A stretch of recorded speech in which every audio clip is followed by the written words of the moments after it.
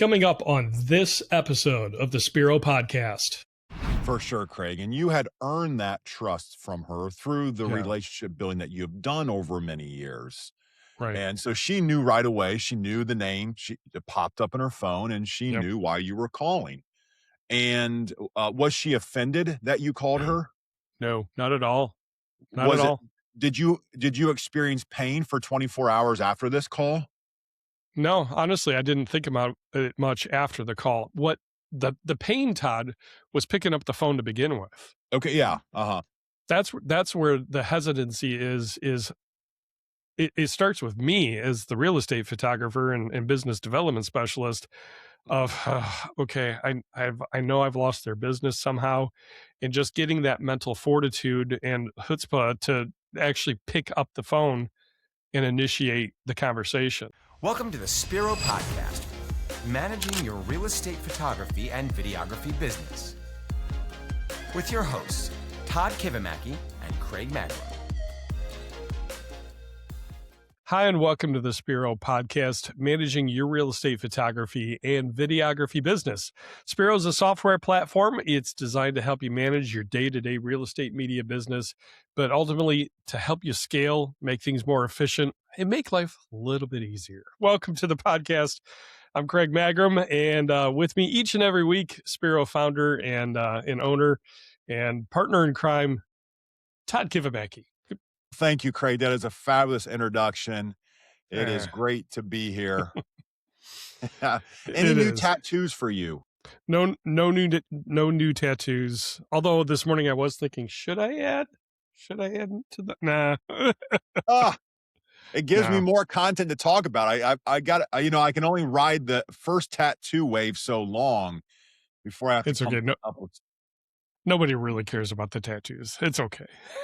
I think that tattoo video you put out had like 30 million views. I'm just guessing. That's what I think, not what I know.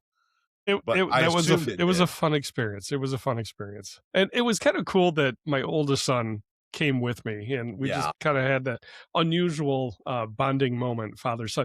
My dad and I, our bonding moment was sitting on the couch when I was in high school, when I got my first CCR. Okay, for those of you that are younger, CCR being Creedence Clearwater Revival. My first CCR Greatest Hits CD from Columbia House. Todd, you might remember that. I do, yeah. And my dad walking in, what are you listening to? And come to find out that he, back in his high school days when he was in a country western band, played a lot of CCR covers. It was a bonding moment for my dad and I. But my son and I, me getting a tattoo, our bonding moment. That's fabulous. I love it. That's such a cool memory. Yeah. Speaking of memories as well, you all share with us, if you remember the Columbia House magazine that would come and you'd put the order in, what was the first CD? Yeah. What do you remember? For me, it was like Ace of Base and Aerosmith. I remember those two. Ace of Base. That's awesome. Yeah. So what was in your first Columbia House shipment that you were like and for those of you that don't know what it is, look it up. But the world was unlocked when that sucker showed up in the mail. One, you very rarely got a package at your house. And when that thing showed up with music, it was like, I can listen to this song whenever I want to now. And it was cheap. Those 10 CDs for like a penny each. And all you had to do was commit to like a year of subscription of buying a CD a month. But couldn't turn that down. Anyway, okay. That kind of ties in, that offer kind of feature benefit offer kind of ties into what we're talking about, Craig. So that was fitting. I don't think we even planned that. And the whole idea of subscription models for businesses. Yeah. I think it started with Columbia House. Yeah. Anyway. Yeah, we'll give them credit. Right. So talking about business models, that's what this podcast is all about, the business of real estate media. And Todd, we have a great subject this week. We haven't talked about this in a little while, but I think it's something that we should revisit on a regular basis, something that you always get a little bit nervous about of how do I handle this? And I'm uncomfortable with this. So we're going to tackle this subject. We'll introduce it in just a minute. But before then, Spiro Updates. What's going on with Spiro? Yeah, so we have been working on our quality of life finesse sprint. And in this, we're working a little bit differently for you all. where previously our update cycles would be about 8 weeks. So the system would be exactly as it is. Then 8 weeks later, you get a list of updates that we email you. And in this, we know how you're working in this busy season. And we have some fabulous ideas and some things in the pipeline that we are working on behind the scenes. But we also understand that giving you some of these things during busy season is a little bit of like new feature fatigue, if you will, because it's like, how do I use this? What is this? How do I set this up? And I know you're all busy. We're busy at our media company, and we want to put out these little things, these quality of life improvements, because if we can save you 3 clicks for each listing every day, every job, that's going to add up to a bunch of clicks through your workflow. And it's just going to decrease resistance. So we have been working on many things, like we learned that when the listing page loads, if you click a button on the listing page, the new page would, after that action happens, the page refreshes and loads what happened. But when it loads like an accordion. And we have fixed that. So when it loads, it has fixed height thumbnails, not to get too technical. But anyways, we're listening to you all and what you have. We're looking on feedback. We're talking to many of you. You're sending them in on chat. Also the Spiro super user group in there. So thank you for that. We were posting these updates weekly when we push them in the Spiro super user. And then every 2 to 3 weeks, we'll bump you what we've been sending an email with them. So we don't want to hit your inbox too much. So if you want the up-to-date, join the Spiro super user group. You'll get the most recent up-to-date with the weekly finesses that we're pushing. And we're going to keep going on this sprint for a couple of months here. So like I said, we're still working on that large item of the order page revamp behind the scenes to give you everything and more that you've ever wanted. But we want to give you these quality of life. We know you're busy, and we know your agents are busy. So the more clear, concise, and easy we can make it, the better for you and your business. Excellent. Also, you've got some events coming up too, don't you? Yeah, thanks for reminding me. A couple of events. So where in the world, not that it really matters where I'm at, but I am going to be up in Hamilton, Ontario. Alex Coombs, she was on the podcast a month or so ago. Her summit is happening. She said she came to Spiro singing. She's like, hey, I wanted to do this for a long time. You guys have motivated me to do my own thing. Awesome. So I know this isn't a lot of notice by the time you're listening to this, but end of April, beginning of May is where that summit, when that summit takes place. So come and see me. If you're in Canada, drive over and see me, or if you're close, come on in, check if there's tickets online. You can follow Alex Coombs on Instagram and her websites. Also in June, it's the middle of June, I believe the 12th and 13th. Rep is having an event in Miami. It's a smaller event, so it's not a huge event. So spots are limited, and I don't even know if there's any spots left, but there is going to be a mastermind 2-day event, and I'm going to be down in Miami working on my tan. So I'm very excited to be there with some of you and to be in Miami as well. Do you tan or do you burn? I actually tan. My wife is a little, I tan fairly easily. So there was some, Native American in my, well, actually she had some Native Americans. She's like, shouldn't I tan better than you? But I don't know. My dad, I don't know if Finnish people, like, I don't know if you tan very well somewhere in our lineage. Anyways, enough of my tanning situation. Right. Okay. So we do hit some weird things, tattoos, tans. Yeah. Anyway. All right. But if you come to Miami, I'm going to have a better tan than you. Yeah. So let's put some friendly, just some weight, not even betting, but just a challenge, a friendly challenge. Yeah. So by the time this airs, the NCAA basketball championship should be all done, right? It will be all done. Yes, Craig. We don't know. Yeah. I'm just wondering how you're going to fare in your bracket, Yeah. Well, I'm not going to win right now. So check it out. You will see the results that we post, but we don't know right now because we're a few weeks before you. I'm not going to win, but I'm going to come close. I'm buried well down in the results, but I do. Anyway. Okay. Todd, let's dive into it. It's been a little while since it's just been you and me. We've had a lot of great guests, and we love that. We love getting the community involved as we talk about our shared industry of real estate media. And of course, in building a strong business, one of those things that is a must effort is client acquisition and retention as well. And when you're doing that, you always run into objections, Todd. Maybe somebody's working with another client, or they found somebody different to work with, or they don't like your pricing, or they're not sure what they need. And it's this constant effort to address those concerns, pushbacks, excuses as to why they don't want to work with you or whatever. And so we thought we'd take this episode and just kind of talk about the overall subject of how do you overcome objections as you're trying to grow your business and acquire new clients and retain clients that might be starting to wander to other providers. So Todd, I'm going to, with that kind of setup, let's dive into this. What's the first thing you kind of want to attack in addressing this question? Yes, Craig. The first thing is just the idea of not being surprised. Yeah. And I say that because I don't want you to assume that when a client tries you, they're going to reorder, or when a client's used you for 10 years, they're going to order in year 11. I learned, I coach a good buddy of mine, Jimmy. He preaches to the team to not be surprised. He's always saying, hey, don't be surprised if you get a turnover in the game. Don't be surprised if the other team scores. So I just challenge you all right now. Don't be surprised if your best client leaves you or tries to leave you. Can I give you a real world example that happened to me just this week? Yeah, it'd be great. So, first quarter's been a little bit slow. My market is actually down 10% in new listings. And I had a light day of shoots, and I thought, well, I'm going to start making some phone calls, look at my 60 plus day list, and try and reestablish some relationships. And haven't talked to some of these people in a while.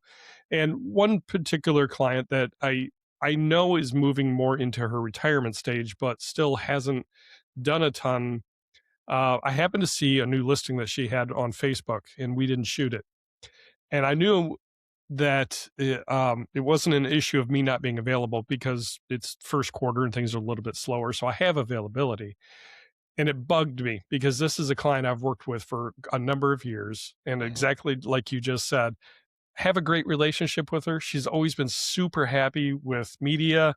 We have a great open communication type of relationship. And so it did surprise me. And how long have I been doing this? Mm-hmm. And I thought, I have to call her. I have to see what's going on. So just to reinforce what you just said, even though I've been at this, I was a little bit surprised and disappointed, and knowing I have to work to get this person back.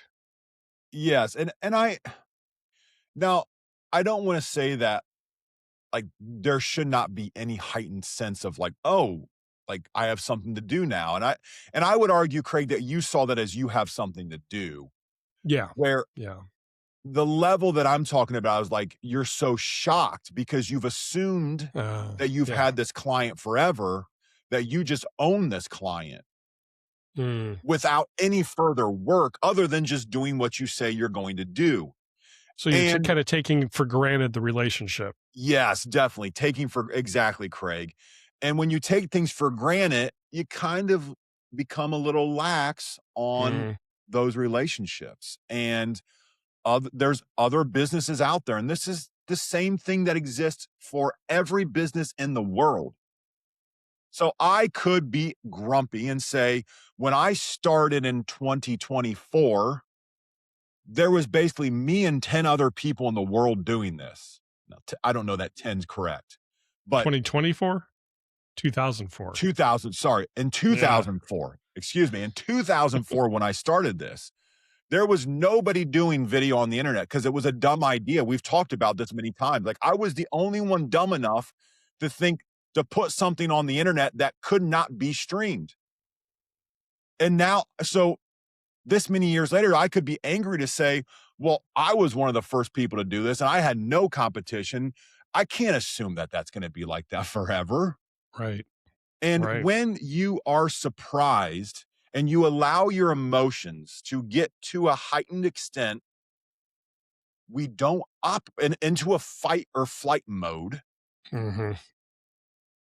You do things that don't seem logical. It's like my 13-year-old. Love him to death, and he is like the best kid. But there's sometimes I'm like, what was that? Like, it was the hormones of a 13-year-old. And all our friends who have children past those ages go, yeah, but it's just teenagers. And we go, okay. And they keep reminding us because they're not surprised. They're not surprised that we're out in Barnes and Noble and he's in the bathroom and he yells out this loud scream just to see what would happen. It's so random. I'm like, oh, is that B? Like, and he's probably gonna kill me for saying this, but like, I still do. Like, I've done that in my past. Well, like, anyways, not to get too much into that, but the idea of our friends keep reminding us, hey, no, that's just normal. So I'm here to remind you as your friend today that if your client tried someone else and you assumed that they were going to be your client forever, that is just normal. You should not be offended by it. Now, what you should do is what Craig did, is take action. Yeah. So what is that action? What does that look like? How do you approach that conversation with somebody that you thought you had a solid relationship with that suddenly is using somebody else? That's an awkward thing to ask, Todd. I love awkwardness, Craig. Let's do this. I know you do. So I'm gonna sit up now. I'm gonna get comfortable in my chair.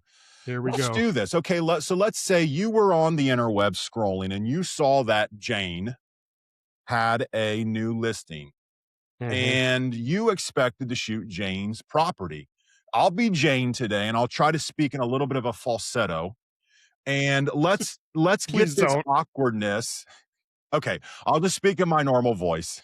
Okay, all right. So that we can actually be serious here and give some value to the listeners. Let's relive that conversation. Yeah. So I pick up the phone and call Jane and catch up because it's been a little bit since I talked to her and we have. Hello, this is Jane. Yeah. Do we really have to role play? I hate role play. Did you? What did you say? Hi, Jane. Hi, Jane. Hey, it's Craig from Wow Video Tours. How are you doing this morning? It's been a while. Yes, Craig. I'm well. How are you? Man, talk about awkward. I am feeling really awkward right now, Todd. Can I tell you how the conversation went? Yeah, go ahead. I was having fun, but yeah, go ahead. I know. I just feel so on the spot. I hate role playing in any sort of. Anyway. Okay. So yeah, we did have some small talk. We caught up a little bit. And before I could even ask the question of, I always approached it as, in the past, we've always had a great relationship. You've always been super happy, but is there any feedback you have on our service, our product, our quality, how I've been serving you that I could do better? That actually, before I even got to that, I congratulated her on her new listing. Todd, okay. That is actually what I did. And what'd she say to that, Craig?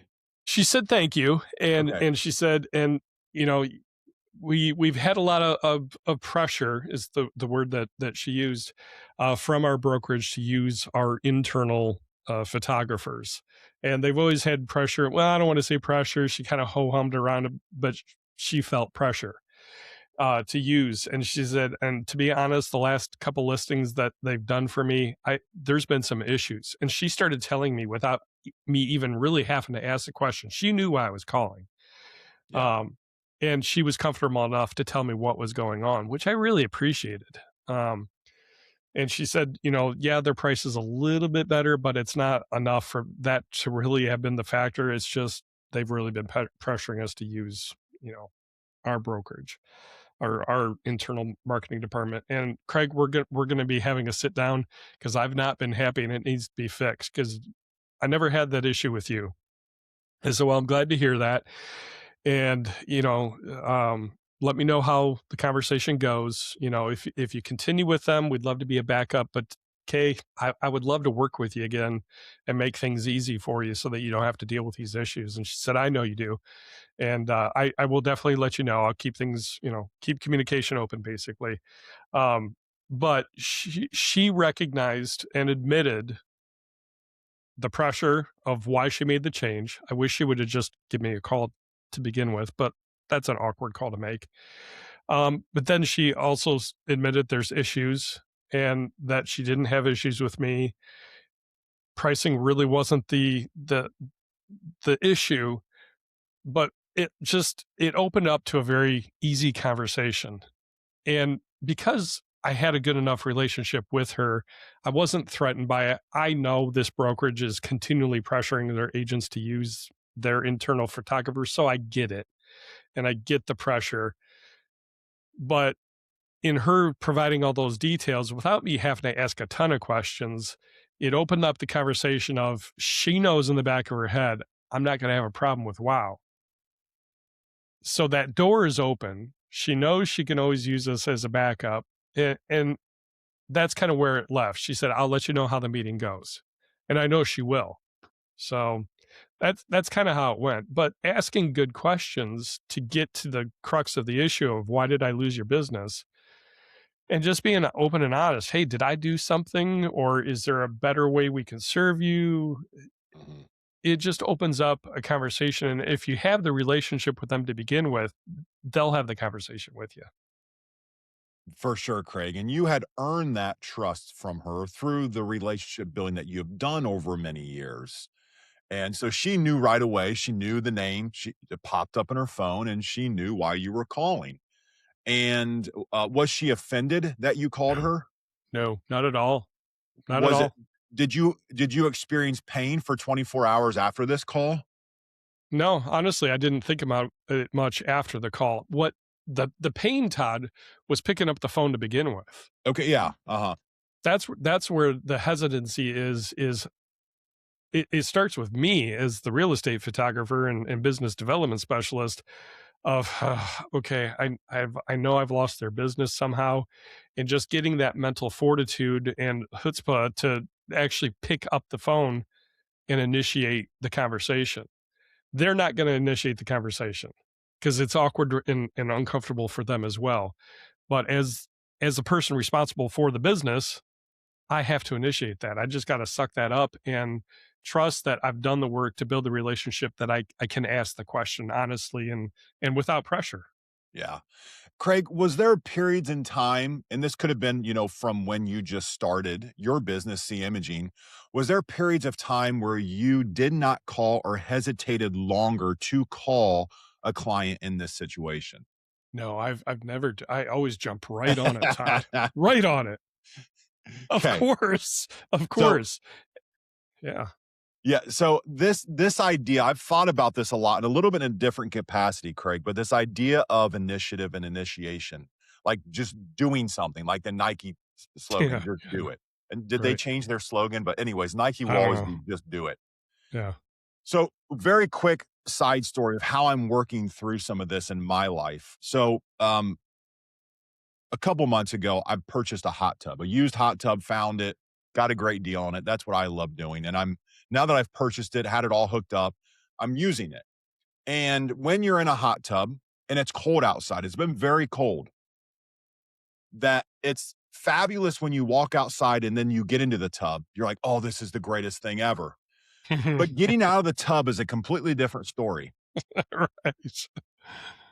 The timer runs and shuts off, jets shut off, lights shut off. You're like, okay, that's my 20-minute segment. And, okay, I'm going to do 20 more minutes or 10 more, hit it, turn it on again. It's like, I'm not getting out of this thing yet. I'm just getting going here, It goes off a second time. It's like, I really need to get out. At this point in the night, like kids are going down to bed. I need to be present inside helping out. I lay with Jade, our youngest, stories and things like that. I'm like, I got to get out of here.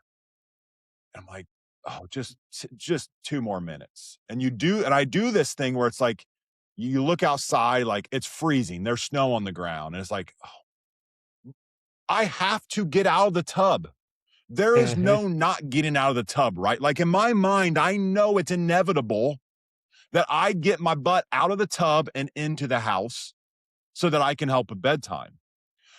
And I thought about this a lot. Like, why am I so hesitant to get out of the tub? What is 2 more minutes going to do? Even what is one more cycle of 20 minutes with jets and lights going to do? Well, it's going to do nothing more than get me in trouble with my wife and put me behind. But my brain still says, I think the button to go 20 more minutes is a good idea. So you don't have to get out of the incredibly short period of time of feeling cold. And I have thought about this a lot, like to a weird extent. And now when that timer goes out, like I've put some barriers I've put some initiatives in my brain that I am not going to sit there and wait. I'm going to grab my stuff, take the towel, dry off, get my butt inside, and get on with the night. Because I found that I kept going longer and longer. And if you all have done that in your business, because you've seen that Jane or insert realtor name is shooting with someone else and you go, oh, this might be painful to call. And you might flub the conversation. Okay, expect to really be bad in the conversation. Just expect that you're going to be terrible. And you actually won't be terrible. It'll be easier than you think. And you will actually feel good after the phone call that you made the phone call, and you might have saved the relationship. You might have, who knows what you would have done. Even if you did not save the relationship, you gain knowledge to further your business. So my challenge to you all is like, if you're sitting in the tub too long, just turn the jets off, get your butt inside, and get on with your life. Yeah. And even when you're approaching, say, a new client, just, getting yourself out of that hot tub and initiating the conversations, you might assume the worst. You might say, well, I already know X companies, they're using X company for their real estate media, but do you know for sure that they're happy with them? You don't know until you ask. So let's run through a couple other scenarios. Say somebody is working with another company, Todd, and they say, I'm really happy with them. How do you respond to that objection of, I'm happy with X company, thank you anyway? Yeah. So a little what you said, Craig. So first off, it's like, okay, I really appreciate that. I'm a loyal person. I appreciate loyalty to other companies. And I just want to be your backup. So I'm using Craig's answer because it's the correct answer, what we feel like. Hey, if there's opportunities for us to be your backup, if they go on vacation or if they're booked out, we would love to work with you. Now, there's also another little bit of an angle, Craig, where you understand that you have a USP, a unique selling proposition that the other company doesn't have. So this has come up recently in our markets, and this is where you would tweak the message a little bit because you still have an opportunity to serve them in this conversation because they might not know something. Okay. There's a broker of ours, and it's they're a regional broker, and they cover just about all of our locations. And they are working, they have been approached in the previous years by Zillow to do showcase and with their showcase photographers. And I know you all are feeling this as well because I read your comments on Facebook, and I know that Zillow is knocking on your agents' doors and saying, hey, showcase is this. This is the size of Zillow. This is what we can bring you. And this is how cheap. And I use the word correctly. Like, it's just downright cheap. Like when our agents told us the pricing of it, we're like, well, like we can never do that. And I know you guys feel the same thing because you post like, hey, Zillow is wanting to do this for $49 and it's a $400 package for me. Like how can it's so Craig, how do you deal with that? Because this has been something very relevant in your market and current that like, where is your how do you serve the client better when they say, hey, we're using this thing, it's really cheap, and they don't know something of another way we could help them? That's a great question, Todd. Just to clarify, my market specifically, I really have not run into a ton of other, well, really any Zillow official photographers that are employed directly by Zillow. There are other real estate photographers, obviously, that can do Zillow 3D tours, but in some of our other markets, that is an issue. And the thing that we've identified is Zillow is not really including video tours through their photographers. So they're kind of missing out on a whole marketing piece for realtors in providing video content. And that's where we shine, right? So our unique selling proposition, our USP is, hey, we recognize that, yeah, you can get that affordably from Zillow, but what are you doing for marketing yourself in terms of video and social media presence and things like that? And start the conversation there, show them what we've done for some of our other clients in terms of video production and how that can add to helping them build their brand as a listing realtor to earn them more business. Right. Yes. And I think that's so key when you can open up an agent's eyes as saying, hey, I don't want to be the commodity for you just to check off a box on this listing. What I want to do is help you grow your business. That's some of the just conversations that we all need to have with our clients, and do it in the capacity that understand that they're very busy right now. So it feels good to check off boxes, right? Like, think of your task list. I love checking off boxes on my task list.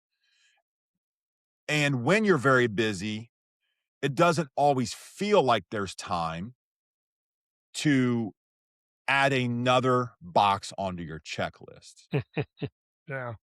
So I think that leads us to our next point, Craig, is talking about time. And in your conversation, well, I had a question back from your conversation with the agent we're calling Jane. Mm-hmm. After you hung up so she gave a timeline as like, hey, I assume, like, it sounds like that meeting's going to be in a week or two, correct? Yeah, correct. So number one, what follow-up action, or what did you do after you hung up with Jane, just not to forget about this conversation with Jane? Yeah, so a CMS, something like that, a system to make yourself notes to follow up on, a checklist, basically. You put in the task, hey, I need to follow up with Jane, set a date, that date pops up on your reminders, and that way you don't lose track of it. And you just take care of it, and then have that follow-up phone call. Hey, Jane, how'd that meeting go? Were things resolved? Are you satisfied? Are you not satisfied? What can we do to help you and serve you? And so that you're not having to deal with this. Yeah. And that idea of the CMS, where you manage your customer management system, you put that in Spiro. So click the agent's grid, and you have the ability to set a next follow-up date. I have videos in the support guide. Not here to sell you on that, but that is something that we have in Spiro that's so important that you should be using. If you call Jane and she's like, hey, I'm going to call you back in 2 weeks. Yeah. Don't be surprised that Jane does not call you back. Again, yeah, don't be surprised. No, make that your responsibility. Yes. Mm-hmm. Don't be annoying about it, but make that your responsibility. And the other thing it does is it just confirms that you're the right person for her, because you call Jane back. Hey, Jane, it's Craig. Hey, I know we talked 2 weeks ago. I just want to follow back up. How has life been? Were you able to have that conversation? And Jane's going to go, oh, well, this affirms why I never have problems with Craig and why Craig is the correct person. They're looking for partners, someone that will be consistent and not just trying to sell them a product or service. For sure. So that is a little bit of the timeline of the Jane conversation, but they don't all take 2 weeks. Some of them are instant. Some of them take 2 weeks. Some of them take 2 or 5 or 10 years. So let's have some conversations about timeline and not being surprised that an agent you call today isn't ready to use you again tomorrow.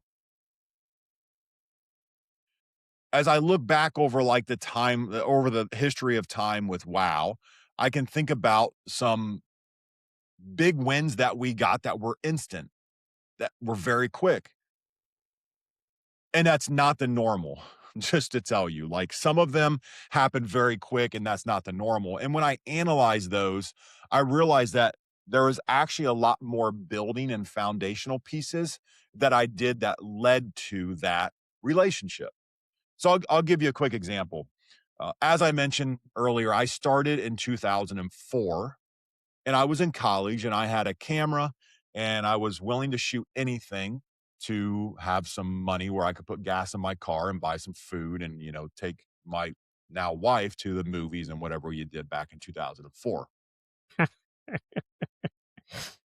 And when I got out of school in 2006 and I graduated, I had this dilemma of, do I go and write code and be an engineer, or do I continue along with this thing that I love that's my business?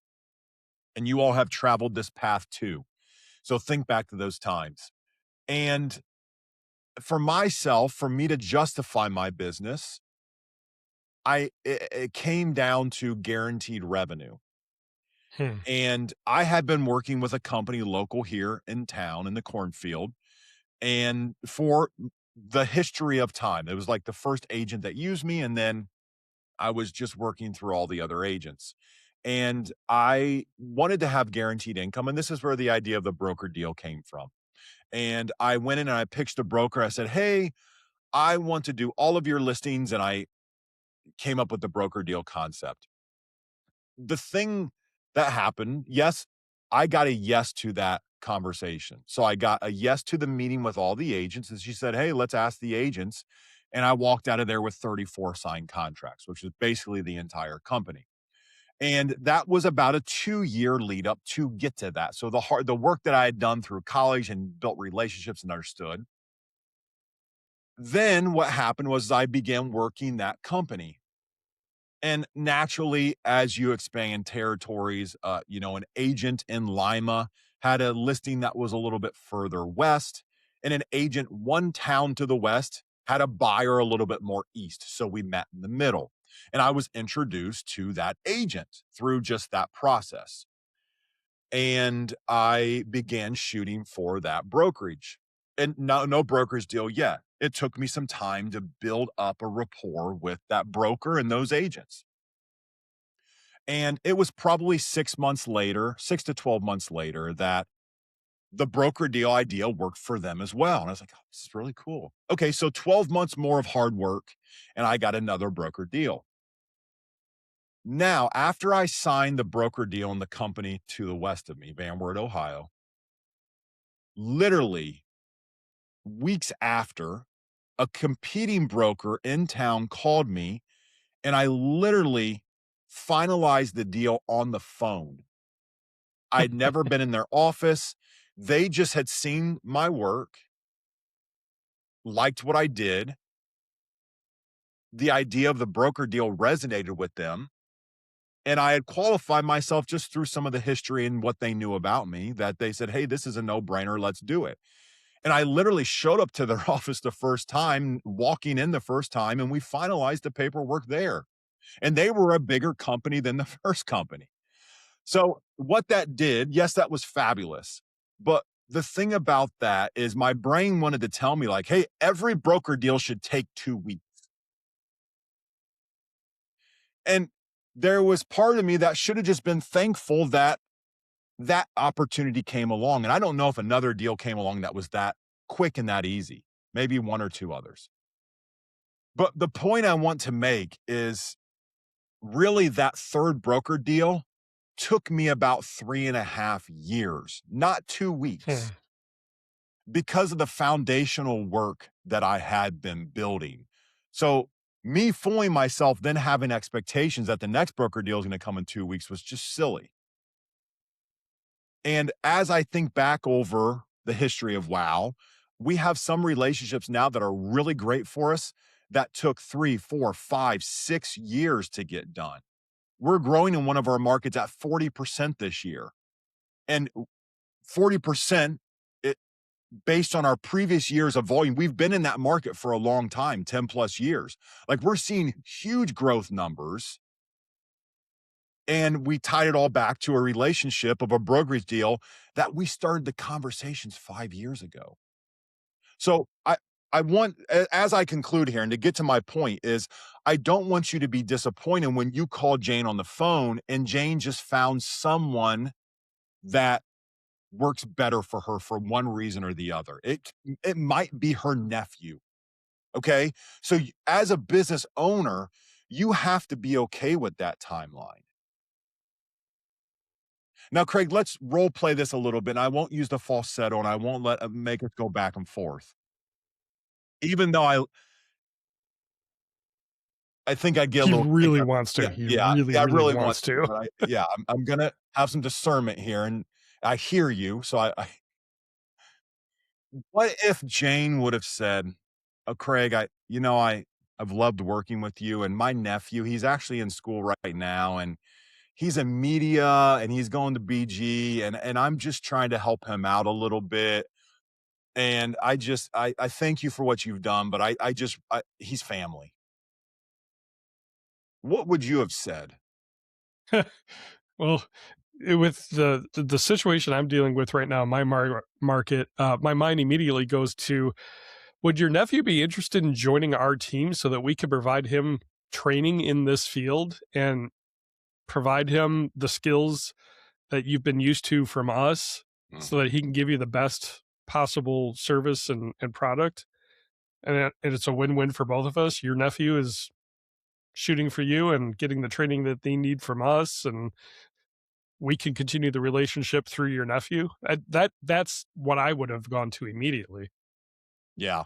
And I think it's so brilliant, Craig. It's not what my brain thought of, and your answer is better than what my brain thought of, because what that does is that makes a win-win. Is Jane ever going to say, "Oh no, I don't want you to help my nephew get better"?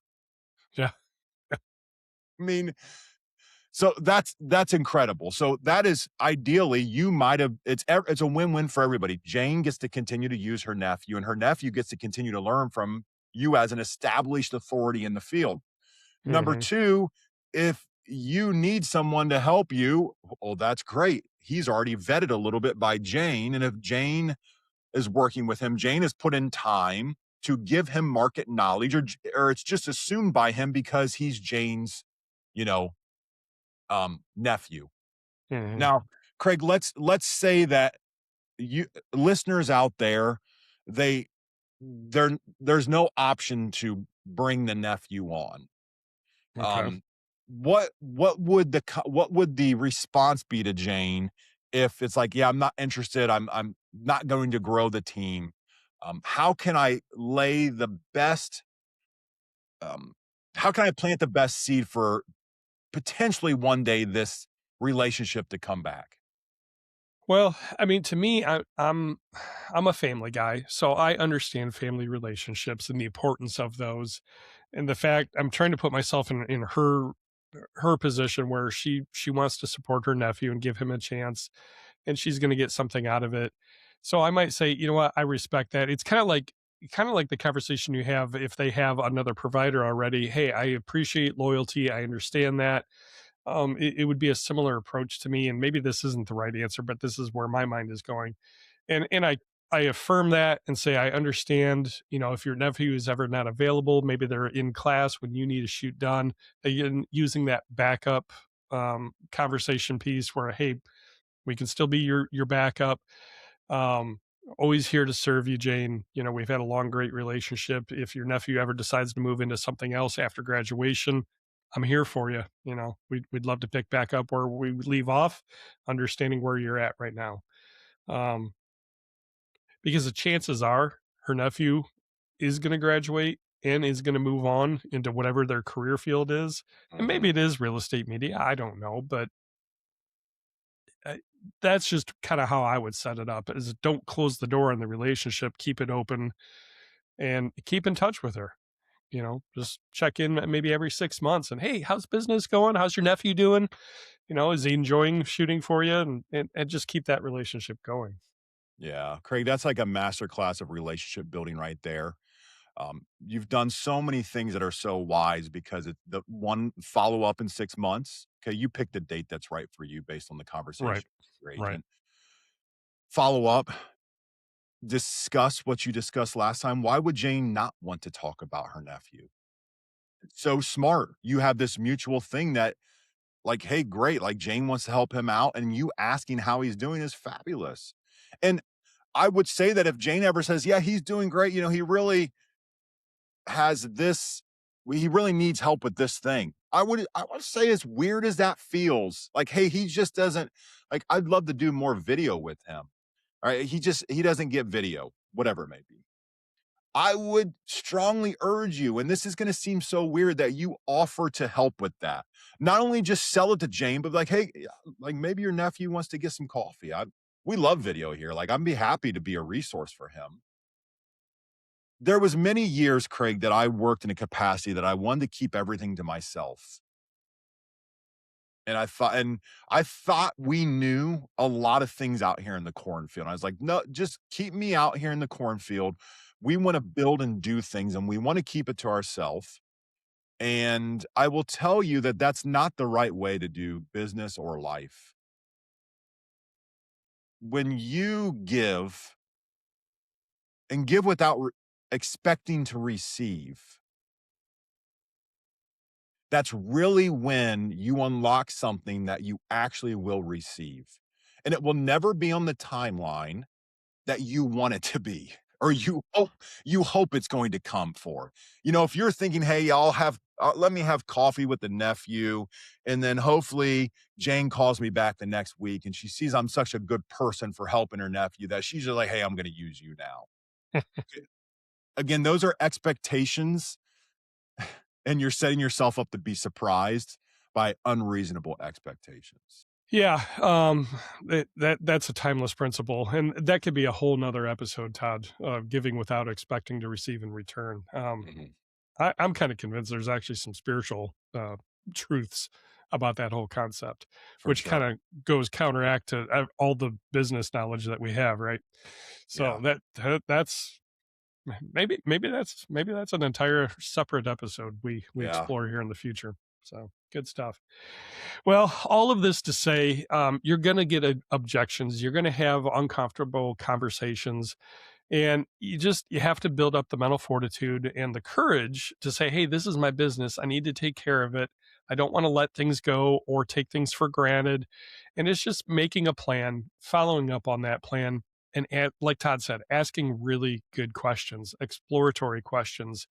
Not being afraid to ask, hey, did we drop the ball somewhere? Is there something that we could do better to serve you either now or in the future? And just, I don't know. What do you think about just creating a white sheet of every possible question or objection you could think of, Todd? Would that be a good exercise maybe? Yeah, for sure. Yeah. I mean, everything that you get, any question, any objection, and we work on this as a sales team, like overcoming objections. And again, if you don't work on overcoming objections and you're surprised that you don't know how to get over objections in the phone, this is where the practice and the work comes in, is writing those things down. Is it simple? Yes. Is it easy to actually write them down? No, it's not. But what that will allow you to do is it'll actually allow you to make progress on those phone conversations or those in-person conversations with your clients. So I think that's a fabulous idea. It's something I would really caution you on, and I've heard the exact opposite advice, so just take this for what it's worth, but some people like to write scripts and just have a scripted response. I'm really uncomfortable with scripted responses because a lot of times they come through inauthentic, and like you're not really listening to the person. You have your canned response and you're ready to fire it back without really hearing the person. So I would encourage you, make your response yours, but make sure you're listening first and actually hearing what the objection is, and just being real with them, being human with them, because we all have objections to things that we don't always entirely think through. But if you can be human with that realtor and understand where they're coming from, acknowledge that, affirm that, but then also maybe ask another question that gets them to think about something without being a canned robotic response, make it human, make it transparent and authentic, I think you'll see a lot more openness to future relationship building with that person. So yeah, agreed. Right. All right. Well, that's going to wrap it up. If you have questions you've run into, maybe leave a comment on the YouTube channel, or feel free to drop us an email. Hey, what about this response? How do I approach this? We're happy to kind of workshop through that with you, as much as we can in busy season. Understand that. But drop us a line, hello@spiro.media. We would love to hear from you. If you've got business questions you'd like to see the podcast address, please, by all means, let us know what those questions are. We want to help you build a strong business, and appreciate the opportunity to partner with you in doing that. So, Todd, good to talk to you again this week. It's fabulous to be here. Just closing thought. Don't stay in the hot tub too long. You're going to get out eventually. Right. Just get out now before you turn into a prune. I was just thinking that same thing. Don't want to turn pruny. And that happens naturally with age anyway. So a final unrelated rabbit trail thing is I'm thinking about turning pruny and old and wrinkling skin. Some of you aren't going to know this band. I went to a Third Day and Zach Williams concert last night at the time of the recording. I did. They started in, was that 96? Anyway, it was their 30th anniversary reunion tour. I realized that the lead singer is 3 years older than I am. But the first thing I noticed, Todd, when I walked in, thinking about pruny hands and fingers, I looked at all the concert goers. I'm like, it's a bunch of old people here. These guys are rockers. I'm seeing gray hair everywhere. What in the... Oh, crud. I'm there. I'm them. Oh, I love that, Craig. Life goes fast, people. Seize the day. It does. Oh, my goodness. That's a great way to end, Craig. Anyway, all right. So in light of that, make sure you take time to be thankful for the blessings in your life, because 30 years goes fast. And I'm getting all choked up here. Make sure, as I try and catch my breath, make sure you take a breath. You guys have a great week. Thanks for tuning in. See y'all. Thank you for joining us for the Spiro Podcast, Managing Your Real Estate Photography and Videography Business. This is a production of Spiro and Wow Video Tours. You can find out more about Spiro's real estate media business management software at our website, spiro.media.